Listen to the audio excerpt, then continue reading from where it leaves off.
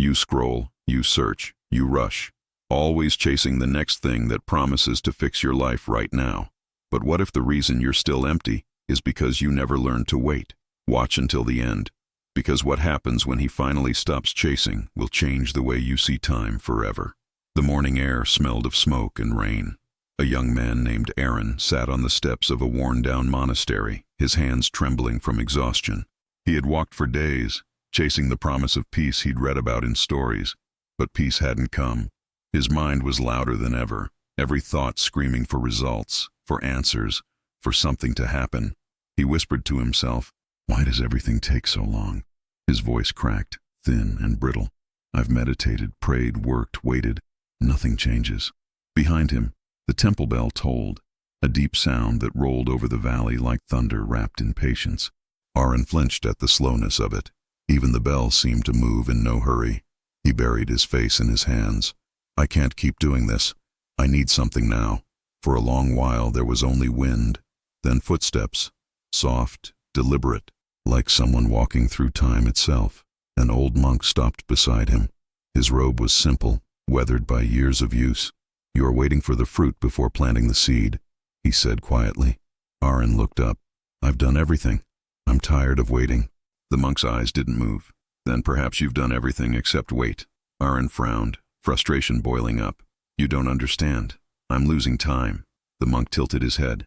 "You lose time only when you resist its rhythm." Those words stung. The monk motioned toward the courtyard. "Walk with me." They moved through corridors lined with fading murals. The scent of incense lingered in the air. Each step echoed softly. Arin noticed how the old man's pace never changed. Steady, unhurried.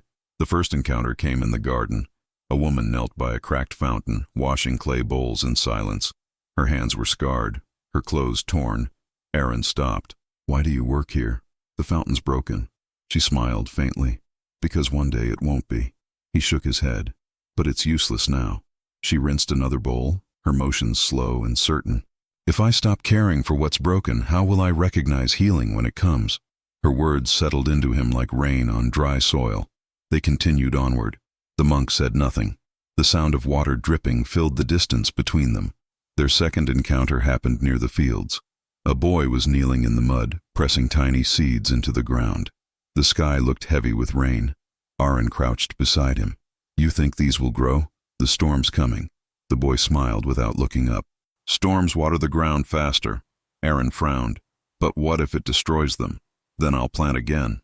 The boy's calm pierced something inside Arin, something that had long been restless. As he stood, the monk's voice drifted beside him. "Growth isn't guaranteed by effort. It's gifted through endurance."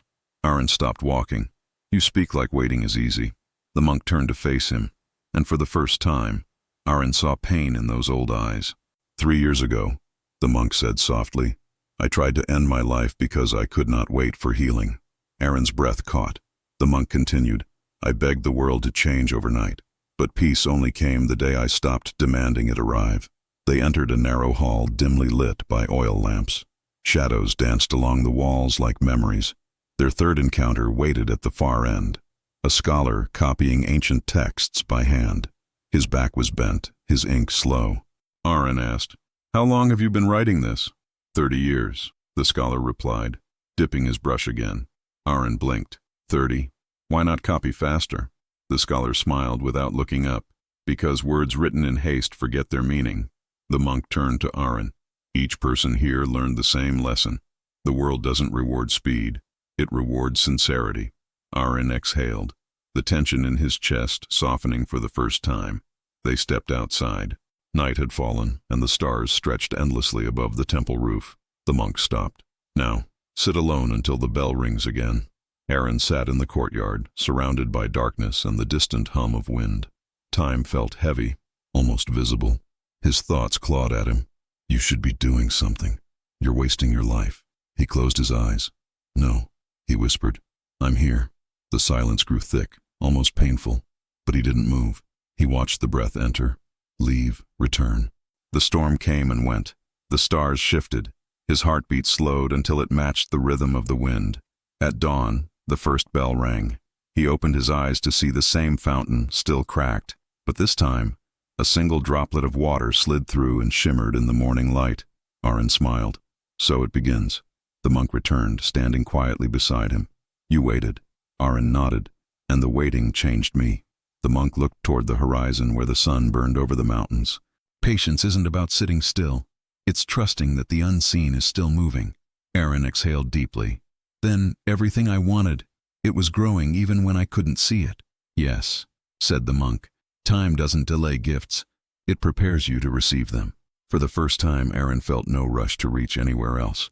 The air smelled of wet earth, of beginnings. We live in a world that worships speed, but nothing sacred grows overnight. Patience isn't weakness. It's quiet strength disguised as stillness. Every great transformation happens beneath the surface long before it becomes visible. When you stop demanding instant change, you start allowing deep change. Trust the process. Water your effort with consistency, not desperation. What is slow is often what lasts. Thank you for watching. Remember, time is not your enemy. It's your teacher.